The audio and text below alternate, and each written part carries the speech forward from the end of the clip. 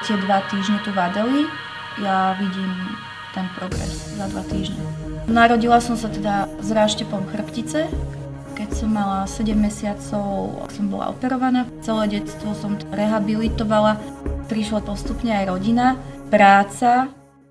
Asi tak 2 roky dozadu sa v tej oblasti toho pôvodného defektu objavil lipóm a to mi začalo tlačiť na miechu.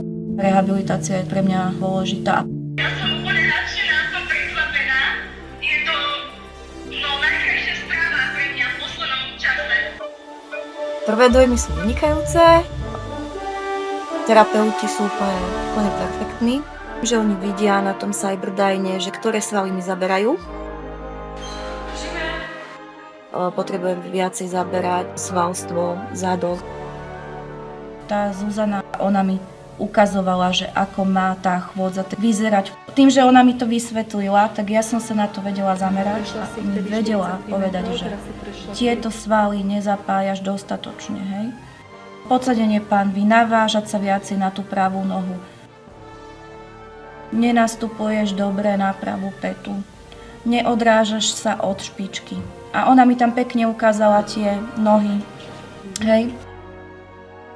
Vynikajúco. Nikolka sa ešte postavila dopredu. Tá mi zase hovorila, že našlapuj viacej na tú vnútornú stranu tých chodidiel.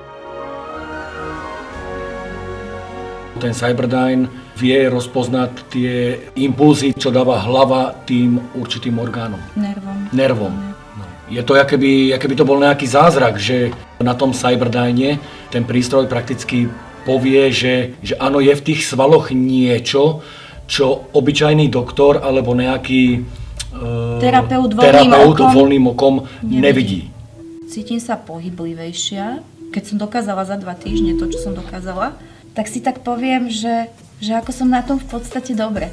A strašne super bolo, že Radko, že bol so mnou, a tak on už vlastne na tých terapiách nasával, že čo babi hovorili.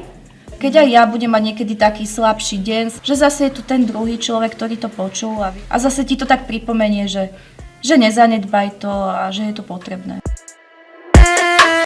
Na manželke je tam vidieť zmena v držaní toho tela, posilnení tých svalov. Počas chôdze rovnomerne prenáša váhu medzi ľavú a pravú stranu. Tiež sa zlepšil prenos váhy z pety na špičku. Aj na ľavej, aj na pravej nohe. Super, krásne tá goniometria. Ako si to človek vlastne každý deň takto opakoval, tak ono sa to už nejako do toho mozgu podvedome dostáva. Určite má zmysel u nej pokračovať, zvyšovať silu a svalovú hmotu. Mne to dalo nie len veľa akože z toho terapeutického hľadiska, ale človeku to dá aj z toho ľudského. Aj preto sme sa tu dobre cítili.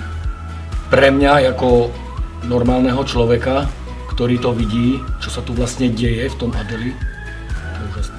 A úžasné na tom bolo, a není tu žiadny smútok a žiadny pláč a deti proste tancujú, keď sa im pustí hudba, hej. Preto znova prídeme. Tak by som to zhrnula, že to bolo perfektné.